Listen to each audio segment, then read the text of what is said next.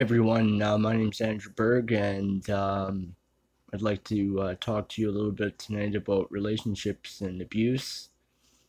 Um, I'm also a survivor of domestic violence myself in a few of my relationships, so I also have quite a knowledge of what it's like to be on the other side and being the victim of domestic abuse. And it's not only happens to women and children, it also does happen to men. Men don't speak out about it as much as women and children do. So, anyways, my own story on it is, um,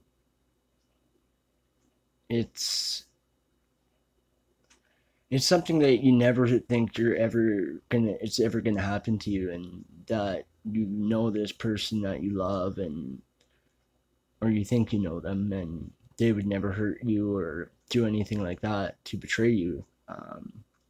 But then it happens, right? In my case, my I came home from work, and my ex fiance was under the influence of alcohol and drugs at home, and she's also bipolar, and she was off her medication at the time. She flew out right off the handle, and next thing I knew, I was being abused by her and attacked, and um, I the first time it happened, I didn't know what to do. I froze. Um, it it was scary. It was really fast. I remember it being really fast and shocking. Like, did she really just do that to me? Um, is what kept going through my mind. And when is this going to be over? When is this going to stop? Uh, is the next question that popped into my head. And yeah, so after the attack, I went to the hospital to get the pictures taken of me, where she put a lit cigarette out on my throat here, laceration mark from a butcher knife, bruises and from kicking and biting and scratching and that kind of stuff. But I think the real early signs in noticing abuse in a relationship is either or partner is control. Right at the beginning is that need for that necessity of control over oneself or the other.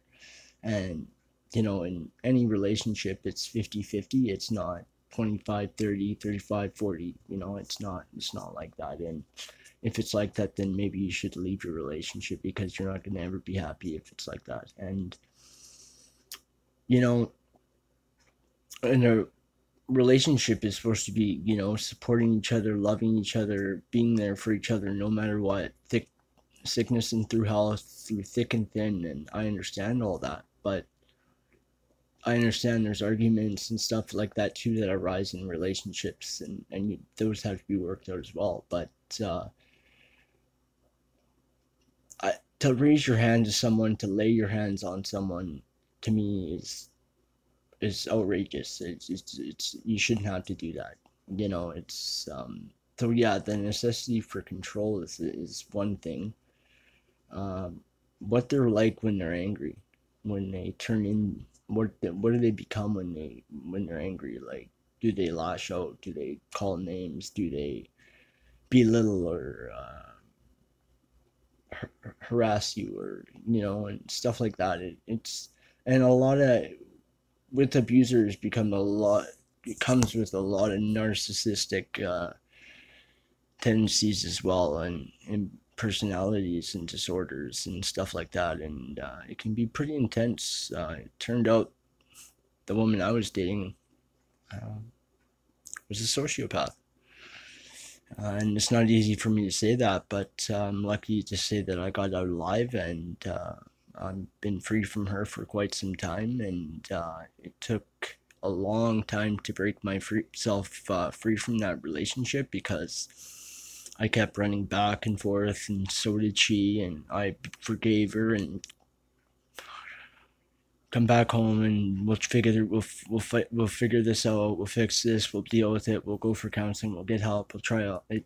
it didn't work, and it doesn't work because you can't change a person that doesn't want to change themselves, and that's just where she was at in her life, and that's where she's still at, you know. And she wants to drink and party, and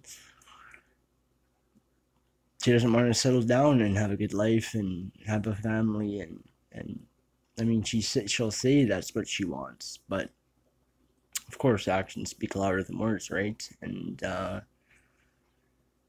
it's sad to see, you know, that she did that to us. It breaks my heart. And you know, she also killed four of my babies. Five. One wasn't mine. She cheated on me and got impregnated by some other guy's baby, and that baby died too. And I had to bury it and clean it up and stuff. So I'm dealing with that in counseling and stuff like that. So, but you just never think it's gonna happen to you until it does, eh? And once it happens to you, you really get to learn how you're really on a roller coaster, and it's a learning curve for me. And the best thing is to get out and plan your out safely and carefully. And if you have to ask for friends and family to support you in that, then do so. If you have a counselor and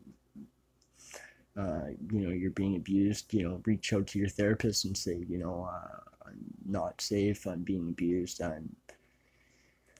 my kids aren't safe, or you know, vice versa, and this is what's going on, and that they should help you from there, right? But in my case, I couldn't find a counselor right away that understood domestic violence against for men in my community. It was only for women and children for a long time, and I myself have worked with abused women in my community in the past. In my past work, I've worked with abused women, children, teens, young adults, homeless, addicted, drug addicted people. I've done quite a lot in my area of work and in my area of training with these people at risk. And I also worked on 2.5 years on the local crisis line, mental health crisis line, and regional crisis line, mental health hotline. I'm also a mental health and addictions advocate through Interior Health, mental health and addictions in Trail, BC, and you know, so I really intend to make more learning videos, getting into more of my story and stuff like that, and maybe it can help others, and maybe they can reach out to me and let me know about their experiences and what they've gone through and what they've had to do to recover from being abused or anything like that, because I'm just new going into the journey of counseling and of that, and I've just completed my relationships counseling, graduated from that, and that feels good. So I know what I want and what I don't want in a relationship and out of a relationship, and what not to expect and what to expect, and what to watch out for and what to you know, like, and so I really know now, but it took that extra work, right? So yeah, so I'm just grateful that I made this video tonight, and I hope you liked it. And I know it didn't get too deep into my story. I kind of want to ease into that because it can get kind of emotional for people out there that are watching these kinds of videos. It could trigger something of your own, something that has happened to you, or someone you know, or something, and it could trigger an emotional response in yourself, and I wouldn't want to do that to you. So we'll ease into my life story after that. After this video, we'll ease into it slowly and probably go over it with a number of videos. Thanks for watching.